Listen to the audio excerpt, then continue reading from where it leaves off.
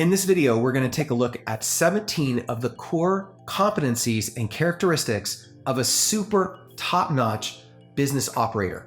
The kind of person that you can hire to come in, run your entire organization. If you get this hire right, this person will come in, explode the growth of your organization, inspire the team, build the company culture. It's the kind of person that will make your entire organization run more efficiently. If you get this hire right, your business will become a 10 out of 10. If your operator is a 10 out of 10, your business will be a 10 out of 10. That's why it's so important to get this hire right. So let's go ahead and dive into it. And I can tell you guys from my business background, which is building a marketing agency, a very successful marketing agency in blue collar workout here in Colorado, and building Colorado's largest mobile sandblasting company, Blastcraft. I've been in this position where I've had to hire really good operators before, and I've gotten that hire right and I've gotten it terribly wrong. And my business success rises and falls on the hire that I make for this position. So I'm very passionate about making sure that you fully understand what to look for in this position. And right off the bat, I can tell you that great operators come into an organization and they do several things for your organization. The first thing they do is they build and drive revenue. Then they build and develop the team. They also build and develop company culture, and they build and drive excellent problem solving and great communication within your entire organization. Okay? There's a lot of things that they do, and we're gonna get into a list of 17 core things that great operators do, but at a high level, these are the things that you're really looking for an operator to come in and do for your organization. At a fundamental level, if you really think about it, a business is really just a combination of people, equipment, and systems, all working together to solve some sort of a problem for your customers, right? And your operator is essentially the person that steps in and makes sure that the people are running smoothly, the equipment's running smoothly, and the systems are running smoothly. This person is essentially the glue of your entire organization. And if you get this person right, then all three of those different systems run smoothly. And I probably shouldn't say this because it's probably time to get into the list, but I want to say one more thing that's just part of this rant, and I think it's important to say. If you hire the right person, the right operator, you are essentially going to have two incredible things happen. One, you're going to buy back like 70% of your time. So you're going to hire this person, they're going to come in, they're going to take like 70 or 80% of what you are normally doing off your plate, freeing up tons of your time to go and figure out what the vision of the business is going to be going into the future, or spend more time with your family or whatever. They're going to buy back more of your time. The other thing that they're going to do is they're going to figure out how to scale your business. So you're going to be able to take a step back, and the operator is now going to start to build your business into something better going into the future. Also, if you're new to the channel, my name is Adam Zwingler, and this channel is dedicated to helping you build blue-collar businesses, service-related businesses. These boring businesses that nobody wants to do, the younger generations, they don't want to do them. And because they don't want to do them, the few people that are running these kinds of businesses are going to be able to start to charge a ton of money to be able to just do basic services, blue-collar work, service-related companies. If you're interested in learning how to start and scale these kinds of businesses, consider liking and subscribing. So number one on this list is a leader is not a boss. And guys, I've seen this play out quite a bit in the past where we've hired operators, they sit back, they sit in their chair, they point fingers, they tell everybody what to do, and the team doesn't really respect them because really good operators, they're usually out in front, they're in the ditches just with the team, helping them with their work, enabling them, empowering them, they're working alongside them, they're helping them problem solve, they're providing all kinds of support. They are leaders. They're not finger pointing bosses, okay? As you can see in this diagram, I just really want to emphasize this right off the bat. They're also incredible problem solvers. They're not process followers. You know, a lot of these really crappy operators, they come in and they want to kind of establish processes that everybody needs to follow. Really good operators, they don't do that. They come in and instead of putting a bunch of processes in place, they sit with the team and they say, let me help you solve these problems. What's the best solution to your problem? And I'll sit here with you and I'll help you figure that out. They're problem solvers. They're not process followers. A great operator is also the lead executor, guys. They're boots on the ground. They're on the front lines. Their hands are involved. They are getting things done. I can't stress it enough. You do not need an operator that's going to sit behind a desk and try to tell everyone what to do and do nothing themselves. You have to have somebody that leads by example and is the lead executor, the lead person that if everyone was trying to pick somebody to be on their team, they would choose the operator as like their partner if they had to pick them on a team, right? Another thing that I learned the hard way was I, at one point, hired an operator that was not loyal to me. They were loyal to another employee in the business, and the two were in cahoots together, and they were kind of doing things that were unethical behind my back, and they had each other's backs, but they were not loyal to me. If you hire a great operator, this person has to be loyal to you, and they have to be loyal to building your vision. And if they're not on board and excited about building your vision, and they're not loyal to you, then this is an immediate red flag, and you need to get this person out of your organization. Number 5 is great operators remove obstacles. Guys, here's something very interesting. If you have a really good operator, a lot of times they don't call you at all throughout the day. They call you at the end of the day, they give you an update. It's a great update. Throughout the day, they figured out how to remove tons of obstacles out of your path, stuff that would have been problems for you, and you don't even hear about it. You don't know about it because they remove it. The kind of operators that drive me nuts are the ones that call me 10 or 12 or 15 times a day, and they want to tell me about the obstacles that they're running into. And they might be trying to solve them, but they're also trying to like share them with me. Well, guess what? I don't want to know about them. I need to be freed up to do other things for the business. A good operator just takes care of it. Number 6 is they speed up the pace of your organization. They're driven, they're hungry, and you just start to notice that your entire organization is just running more efficiently, more smoothly. Without you there, it's just running even better than when you were there. Number 7 is they're less about roles and more about values. And you could actually exchange the word values for the word behaviors, like good behaviors. You know, a good operator isn't necessarily going to smash people with rules and regulations, but they are going to lead by a certain set of behaviors, and they're going to expect those behaviors or values to be apparent and evident in their employees. So you want an operator that leads with values, not rules and regulations. It's a fuzzy thing. It's hard to get your head wrapped around it, but when you see it in action, it's incredible when you have an operator that is driven by a certain set of values. The rules and regulations don't matter as much when they're driven by a certain set of values.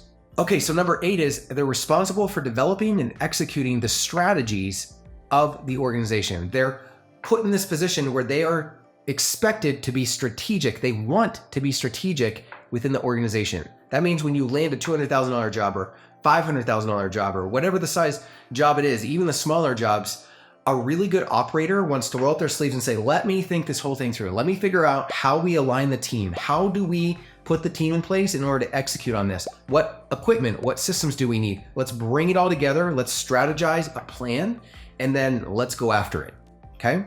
They're also responsible for managing and leading and building a team.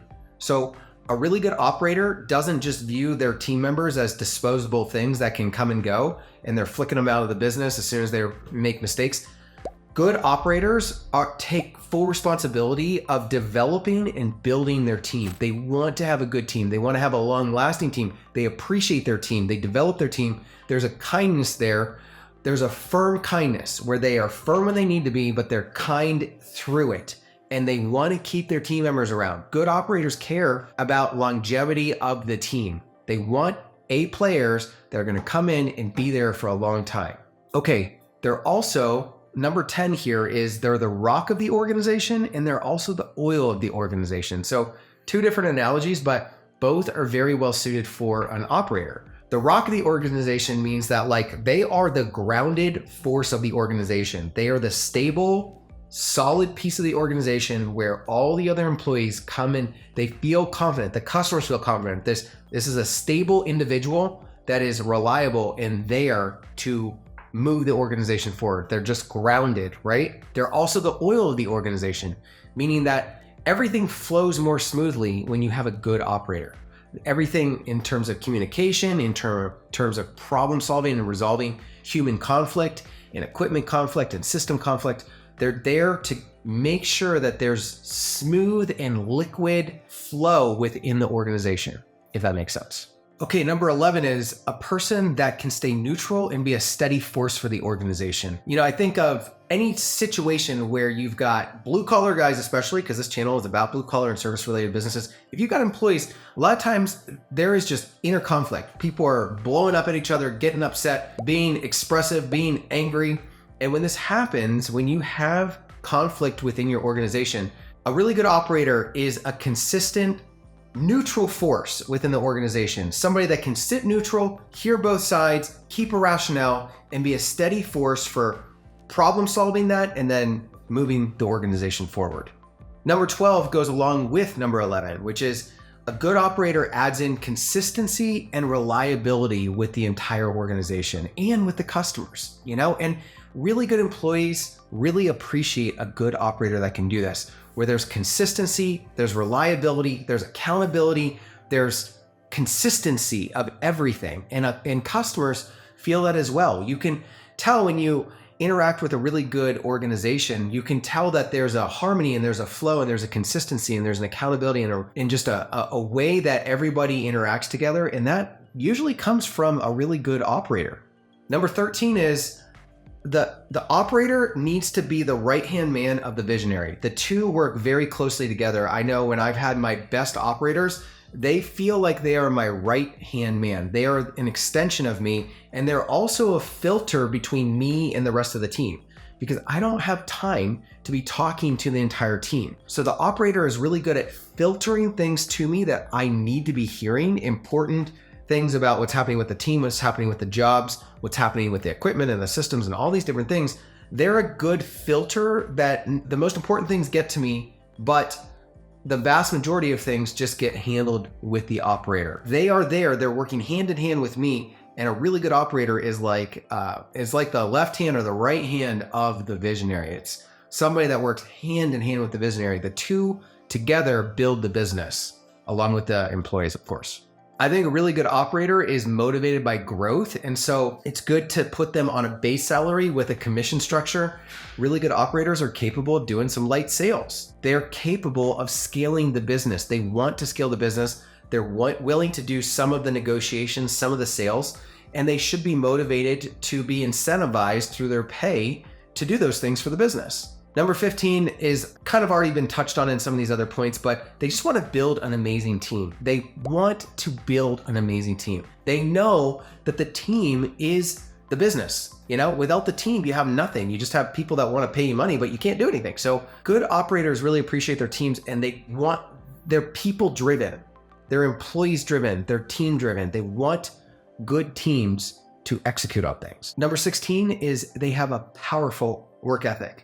If I think about the best operators that have ever worked for me, they outwork everybody. They blow everybody out of the water, and they do it without ego. They just want to dominate, and they're so hardworking and they're so dedicated, and they build respect just through being the example in the business. The other employees, they see the level of commitment and dedication and work ethic, and as long as the operator doesn't hold that over the other employees, but just exhibits it causes the other guys and girls to really respect this individual and hold them in high regard.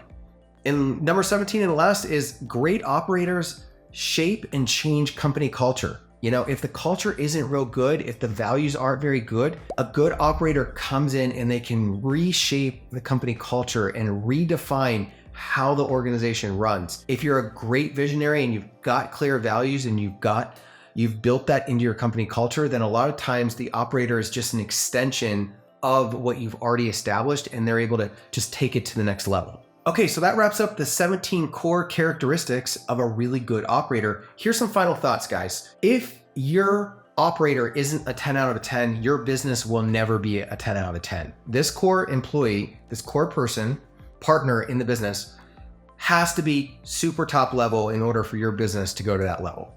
Also, your KPIs will directly reflect how good your operator is really quickly. So if you have a crappy operator, your KPIs are going to start to look terrible. If you have a really good operator, your KPIs are going to start to go through the roof. A really good operator should be freeing up 70, 80, 90% of the job responsibilities of the visionary. If your operator isn't doing that for you, you probably have the wrong operator. In many ways, the operator should be better at running the business than the visionary is. A really good operator provides solid feedback back to the visionary. It doesn't mean that you guys need to be talking all day long. Sometimes a good operator and a good visionary do talk all day long, but when they do talk, it should be super productive, and a good operator should be providing really solid feedback back to the visionary.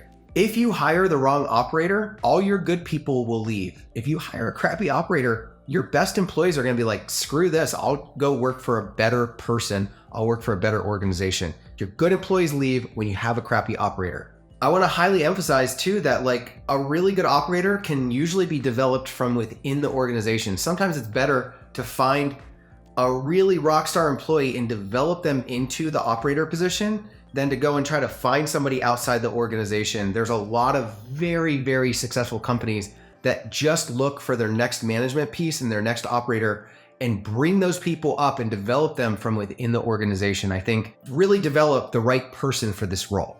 Operators are not administrative assistants, guys. They're not there just doing back-end administrative stuff. Even though they might be doing some of that stuff, operators are so much more than an administrative assistant. They aren't just there being an administrative assistant to you. Like they're actually building and developing and scaling your business for you. They're doing so much more than what an administrative assistant does. Administrative assistants should be trying to help the operator in everything the operator is doing. And lastly, and this is just kind of like a shower thought, but in many ways, you almost want to build an entire organization of people that fit these characteristics. You almost want your entire organization to be operators, where you hire good operators and then they hire operators beneath them, and everybody has these kinds of skill sets. Everybody has the potential to be a good operator. Imagine a team, imagine an organization where everybody kind of fits these organizational behaviors and characteristics. All right, guys, that wraps up this video on how to hire a super top-notch operator. If this video has been valuable, consider liking and subscribing. And we're going to throw a playlist up on the screen here of other really valuable videos that you can watch on the channel of ways to scale and develop out your business. All right, on to the next.